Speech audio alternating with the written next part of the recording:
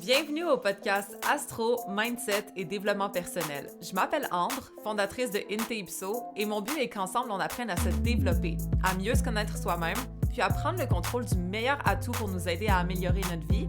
Vous l'avez deviné, notre mindset. Donc maintenant, laissez-moi vous montrer que toutes les réponses à vos questions existent déjà Ipso à l'intérieur de vous.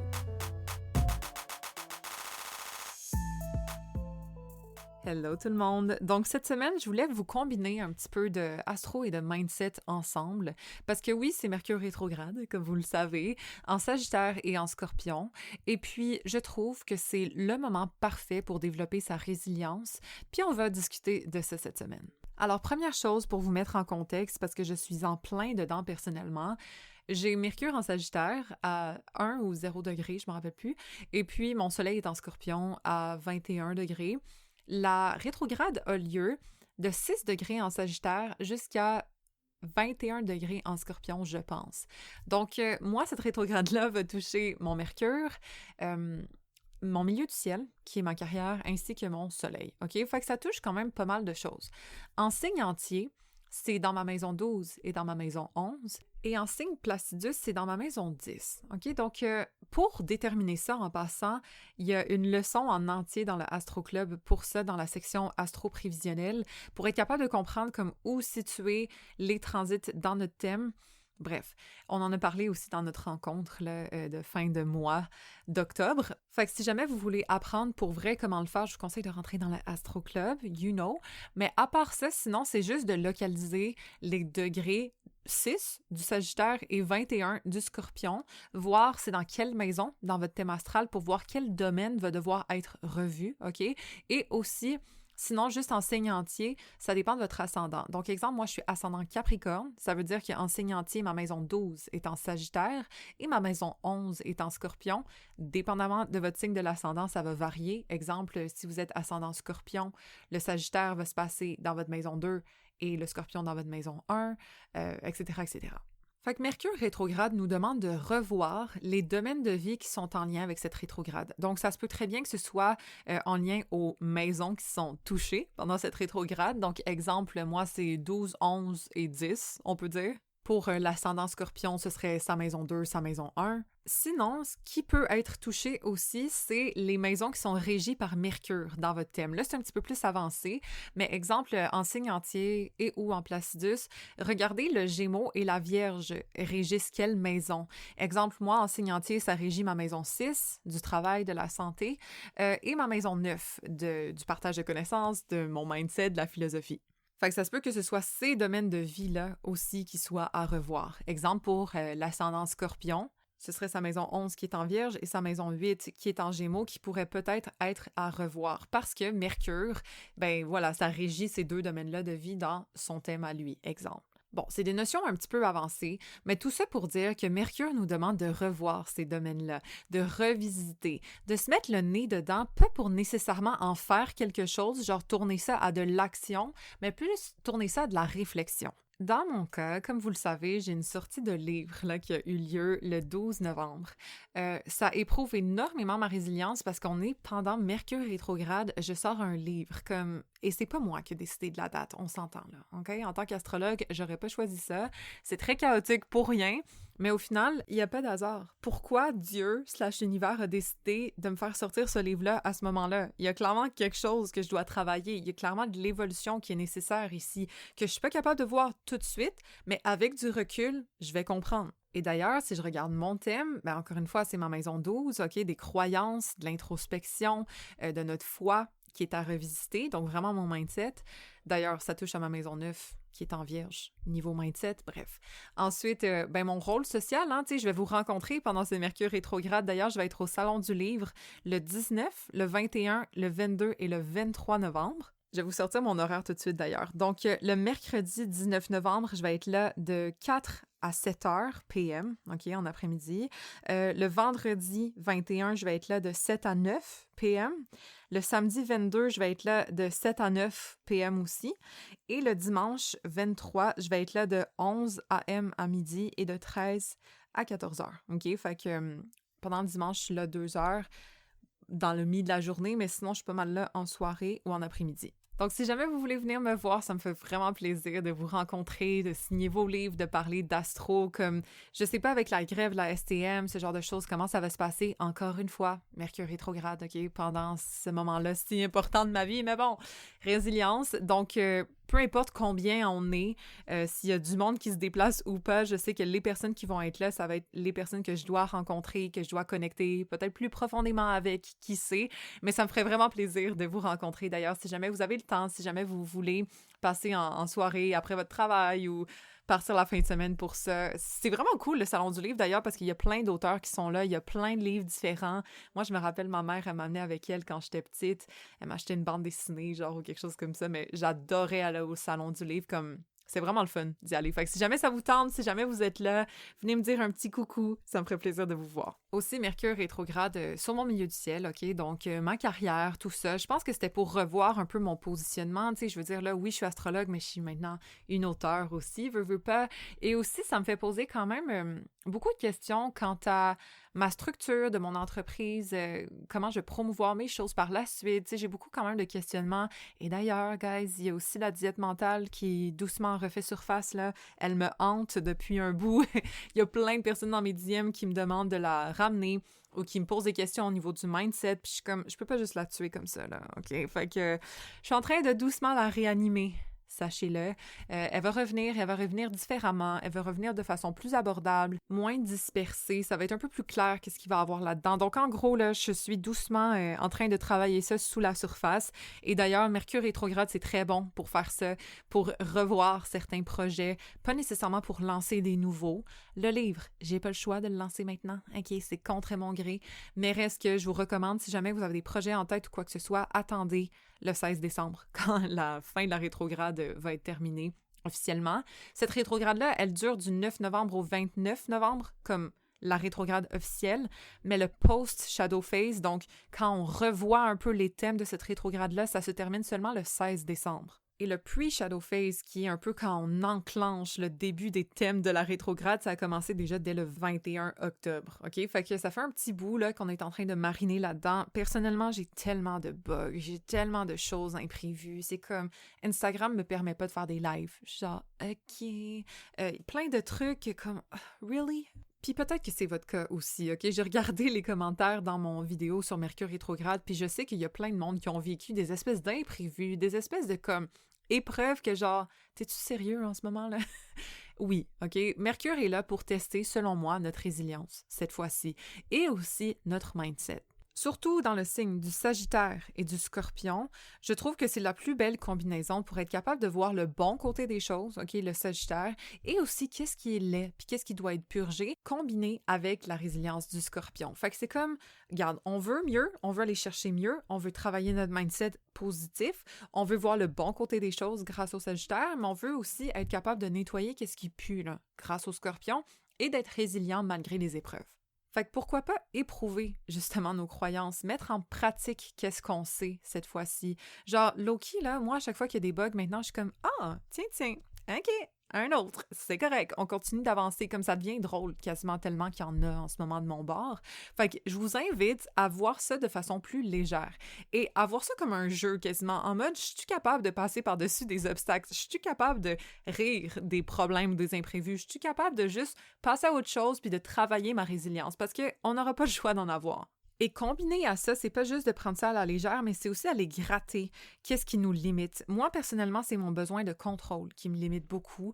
Ça me dérange de pas être en contrôle de toutes des opérations, de comment les choses vont se passer. Comme là, il y a beaucoup de choses qui me demandent de lâcher prise. Je suis très testée sur ma résilience en ce moment pour quelque chose qui est tellement important pour moi aussi, comme le lancement de mon livre, mais que plein d'affaires marchent pas comme c'est censé marcher. Plein de choses bug. Il y a du monde qui me répondent pas. On me donne les mauvaises dates. Tu sais, c'est des affaires qui est comme... OK. On relaxe, on revient à zéro et on essaie de décrocher sur, dans mon cas, mon besoin de contrôle. Peut-être que vous, ça peut être ça peut être d'autres choses. Mais j'ai fait beaucoup de journaling comme récemment, là. En fait, les 2 derniers jours, pour être bien honnête. Puis d'ailleurs, on est le 11, fait que depuis le 9. Beaucoup de journaling sur... OK, comment je peux m'orienter sachant que j'aurai pas le contrôle, sachant que les choses vont peut-être être chaotiques, sachant que ça va pas aller exactement comme je veux, Qu'est-ce que je peux faire? Ben, je peux travailler mon mindset, justement, OK? Je peux faire preuve de confiance, de foi en l'univers, en Dieu. Je sais que Dieu fait pas les choses au hasard, OK? L'univers a un timing qui est divin. Il n'y a pas de retard, il n'y a pas de mauvais timing.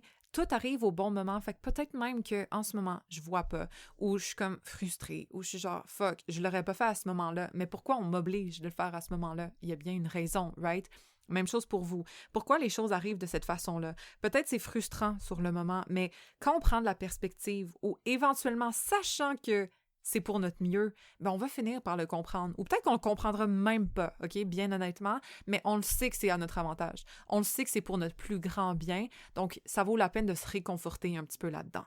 Fait que si jamais il y a des projets qui se passent pas exactement comme vous voulez, il y a des relations qui déclenchent pas autant que vous aimeriez, il y a des bugs, il y a des retards, il y a des délais, lâchez prise, OK? Conseil de moi à vous, là, OK? Parce que j'ai vraiment dedans, qu'on apprenne à faire confiance. C'est vraiment le meilleur moment pour tester notre foi, le meilleur moment pour se laisser guider et apprendre à enjoy the ride. Parce que c'est pas vrai qu'on va juste être heureux le 29 novembre ou le 16 décembre, là, quand la rétrograde va officiellement être terminée. Comme là, on se permet d'être heureux que les choses fonctionnent bien. Non. Okay? On parle pas de mindset pour rien ici, là. Le but, c'est de profiter de ce processus-là parce que Mercure rétrograde, c'est une occasion de prendre du recul. C'est une occasion d'aller gratter, de se poser les bonnes questions pour être capable de mieux avancer par la suite. Ça veut pas dire qu'on s'éteint totalement puis qu'on subit de A à Z, là. Au contraire, on profite de cette opportunité-là. Fait que dépendamment de quelle maison ça touche dans votre thème, dépendamment de quelle planète vous avez en Sagittaire ou en Scorpion, ben on peut se poser des questions par rapport à ces symboliques-là. Disons que c'est Vénus que vous avez en Sagittaire ou en Scorpion, ben peut-être qu'on peut revoir un peu notre approche relationnelle.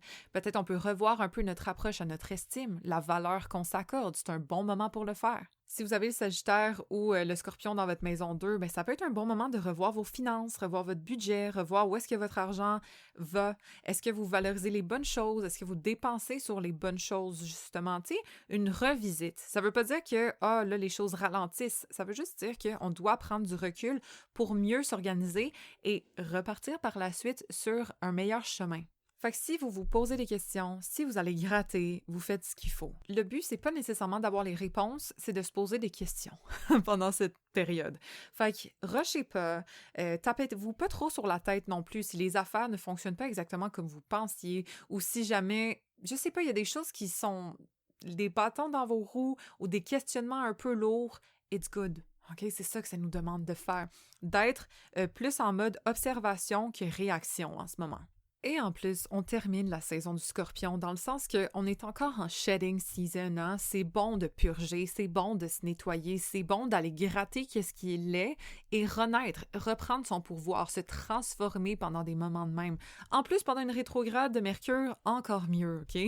C'est vraiment là pour nous aider à enlever qu'est-ce qui traîne, pour être capable de mieux avancer en 2026. Check. Ça finit le 16 décembre, là, cette rétrograde-là, techniquement. Fait qu'il va pas rester beaucoup de temps avant la nouvelle année. Je pense que c'est le bon moment de regarder qu'est-ce qui est laid, de l'avoir en face, de pas être dans le déni cette fois, d'aller gratter qu'est-ce qui nous limite, que ce soit nos traits de personnalité, que ce soit nos habitudes, que ce soit des situations, des personnes qui nous briment, sans vraiment qu'on s'en rende compte ou sans qu'on se l'avoue à soi. Ben là, c'est le moment d'être honnête, OK? Le Sagittaire, qu'est-ce qu'il fait? Il est fucking franc. Il veut la vérité. Il veut pas de bullshit. Il veut pas qu'on le gaslight, OK? Au contraire, il veut aller creuser au fond des choses. Ça, c'est le Scorpion, mais le Sagittaire veut les vraies choses. Fait que c'est une belle combinaison, là, pour être bien honnête, à aller gratter pour voir the real thing, au lieu de se faire croire certaines choses. Fait que même si c'est laid, même si ça nous déçoit, même si c'est pas exactement ce qu'on pensait, même si ça fait mal, au final, c'est pour notre mieux. Puis c'est à la fin de cette rétrograde qu'on va voir qu'est-ce qui est vrai pour nous, puis qu'est-ce qui l'a jamais vraiment été. OK? Que ce soit, comme je vous dis, des projets, que ce soit des relations, que ce soit des façons de penser, comme c'est quoi qui est vrai pour nous? C'est le moment de se poser ces questions-là. C'est le moment d'être honnête avec soi pour éventuellement aller trouver les réponses. OK? On n'est pas censé les avoir tout de suite, ça va venir, mais de se donner le temps et le processus pour le faire, c'est ce que je nous recommande. Donc moi, je suis une adepte de journaling. Je trouve que ça vaut vraiment la peine de mettre ses idées sur papier. C'est pas obligé d'être beau, c'est pas obligé d'être des belles phrases, au contraire. Le plus c'est authentique, le mieux. Donc, on peut se poser la question, est-ce que je me sens frustrée, limitée par une situation, par une personne en ce moment? Si oui, pourquoi ça vient me chercher et comment je peux prendre le contrôle de ça? Comment je peux prendre le dessus de ça?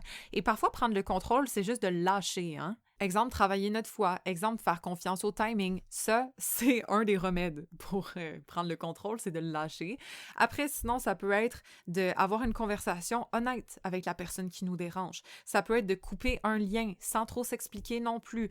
Peu importe la façon à faire, mais je pense que d'aller gratter qu'est-ce qui nous gosse, bon, c'est pas la meilleure grammaire, mais vous comprenez, qu'est-ce qui nous dérange, qu'est-ce qui vient nous chercher, d'approfondir pourquoi, d'aller gratter le pourquoi, savoir s'il y a quelque chose qu'on peut faire ou justement il n'y a rien qu'on peut faire puis il faut qu'on lâche le contrôle, mais en gros de prendre ça en charge, ok, d'être capable de pas juste se laisser flotter puis subir notre quotidien, mais d'aller voir qu'est-ce qui gosse en ce moment et de s'en occuper, de s'en charger, sans nécessairement tout bardasser, là. Je pense que d'attendre peut-être la fin de la rétrograde le 29 novembre ou même le 16 décembre, qui sait, avant de prendre des grosses décisions.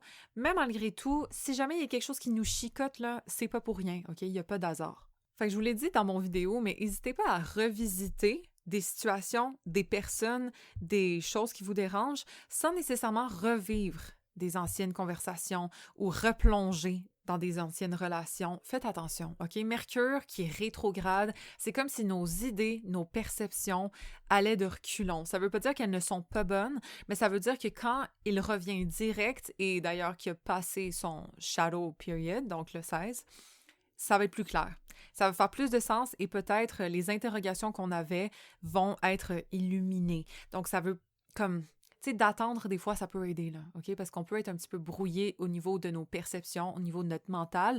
Mais en même temps, moi, je crois profondément qu'il n'y a pas d'hasard. Fait que si jamais vous vous posez des questions ou si jamais il y a des frustrations qui ressortent plus que des regrets, OK? Check. Si jamais vous vous êtes séparés puis vous pensez à peut-être vous remettre avec l'autre personne pendant Mercure rétrograde, je serais plus vigilante. Mais si jamais, exemple, vous pensez vous séparer pendant Mercure rétrograde, ça ferait plus de sens pour moi parce que c'est de la purge, OK? C'est pas on se remet, on purge, on cote, on nettoie. Vous pouvez toujours attendre un petit peu à savoir si les choses vont se placer après la rétrograde. Je conseillerais ça, mais des fois, c'est tellement fort et c'est tellement viscéral qu'on n'a pas le choix d'agir dessus. Fait que faites-vous confiance, écoutez votre intuition et aussi demandez-vous la question, est-ce que ça me fait évoluer? Est-ce que c'est en lien avec ma transformation / mon évolution? Parce que je trouve que le Scorpion-Sagittaire, c'est vraiment ça, OK? Le Scorpion se transforme et le Sagittaire élargit ses perspectives. C'est très growth-oriented, ces deux placements-là. Donc, si jamais il y a une relation qui... Vous sentez que ça vous retient, ça vous limite au niveau de votre expansion, là, ouais, c'est pas pour rien que vous vous posez des questions. Ou peut-être un poste, un travail, une façon de faire votre argent, peu importe quoi. Est-ce que ça vous donne cette perspective-là d'évolution, de growth, de transformation, ou vous sentez que c'est limité, il y a comme un plafond là-dessus? Parce que c'est là pour faire du ménage sur ce qui nous limite et ce qui est sous-jacent, OK? Le Scorpion qui est profond, qui est deep, on va gratter, puis le Sagittaire, l'expansion qui veut aller plus loin, plus grand, mieux. Ben voilà, on va gratter loin pour savoir qu'est-ce qui traîne à purger pour aller atteindre cette expansion-là. Mais si jamais on se sent limité ou si jamais il y a quelque chose qui cloche là-dedans, ben c'est pas pour rien. Mais si vous voulez retourner avec quelqu'un, avec une situation, juste parce que c'est votre confort, c'est la dernière chose à faire pendant cette rétrograde-là. C'est une rétrograde de purge. C'est une rétrograde d'évolution. C'est pas là pour retourner dans notre zone de confort. Au contraire, OK? Fait que d'être honnête avec soi, c'est aussi savoir discerner ce qui est confortable de qu'est-ce qui est constructif à notre évolution.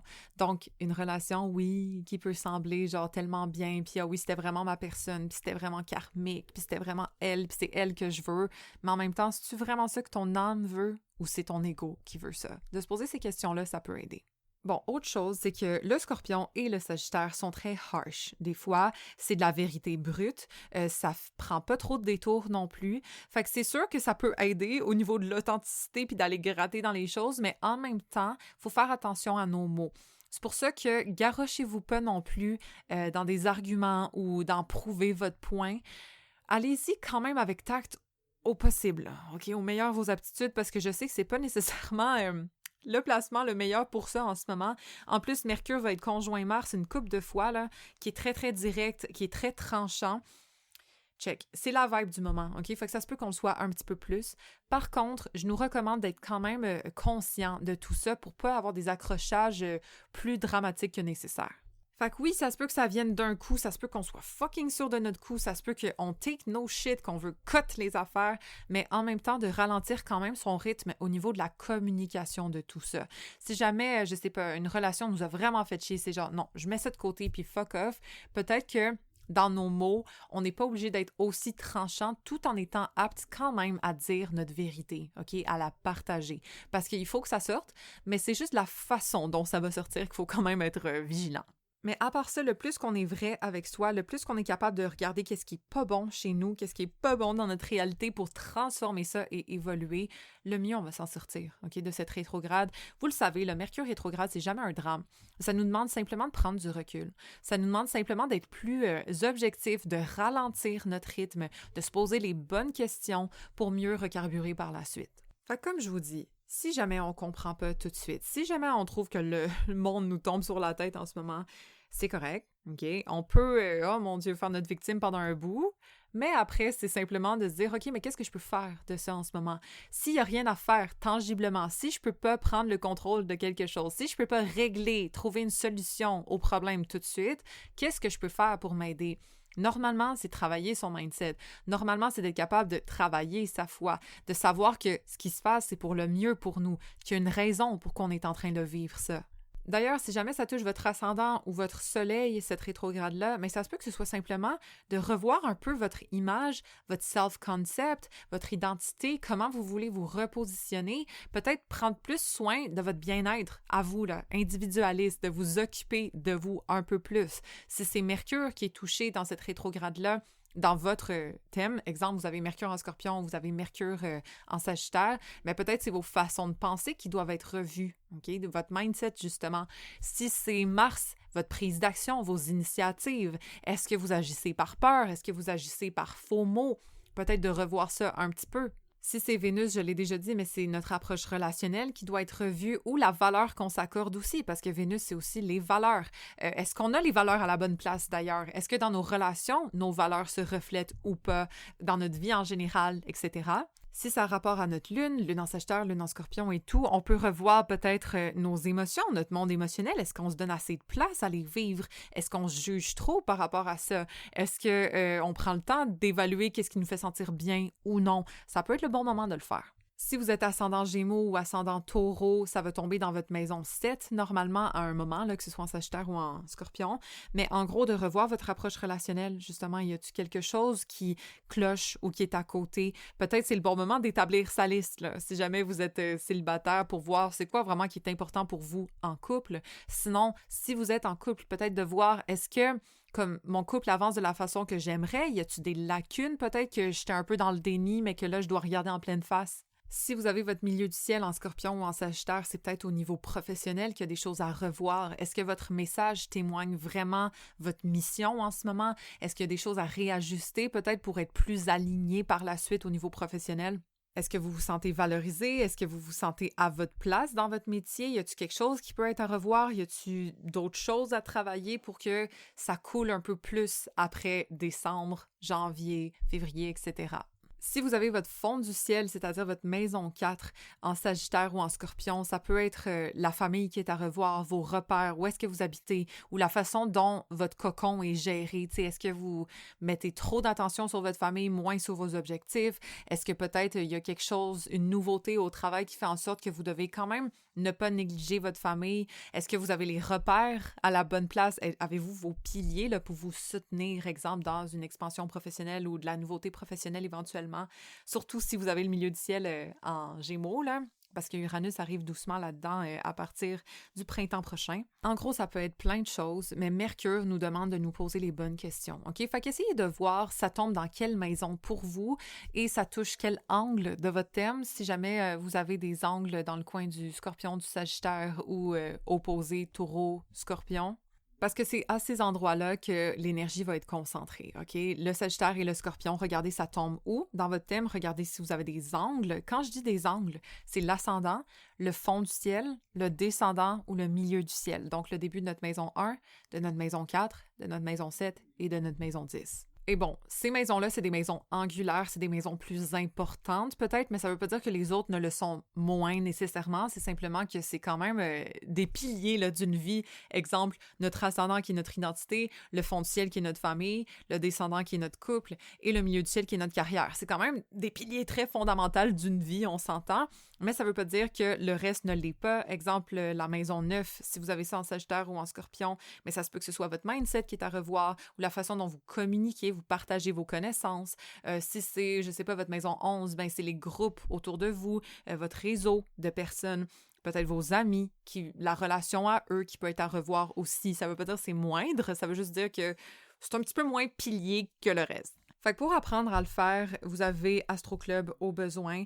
Sinon, on peut toujours regarder ça dans un rendez-vous là, ensemble, que ce soit un 30 minutes ou un 1 heure. Là, mes rendez-vous sont déjà bookés pour tout décembre. On rentre doucement en janvier. Là. Fait que ça peut être le bon moment de booker un rendez-vous de début d'année pour voir un petit peu comme la vibe de 2026. Pour ceux qui ont déjà eu des rendez-vous avec moi, vous pouvez booker simplement un 30 minutes pour qu'on se fasse un petit overview. On n'est pas obligé de faire un 1 heure nécessairement. Puis pour les nouveaux clients, c'est sûr que c'est le fun de prendre une heure parce que je peux voir votre thème astral à vous pour commencer, pour qu'on se comprenne, pour que je vois vos profondeurs, tout ce qui est à travailler, / toutes vos forces innées. Et ensuite qu'on passe à un petit overview des transits qui ont eu lieu, qui ont lieu et qui vont avoir lieu pour l'année qui est à suivre. Donc, en gros, 1 heure, ça vaut la peine quand vous n'avez jamais pris de rendez-vous avec moi pour qu'on regarde tout. Et si jamais on a déjà vu votre thème astral ensemble, mais là, vous voulez comme une idée quand même des transits, / des énergies qui sont à venir ou qui ont eu lieu, bref, un 30 minutes, c'est assez, là. OK, c'est dispo maintenant, intapso.com/consultation, avec un S, je pense. Vous allez être capable de booker votre rendez-vous. Et sinon, doucement, on va voir aussi les énergies de 2026. C'est quelque chose que je vais préparer éventuellement. On va se faire un workshop là-dessus.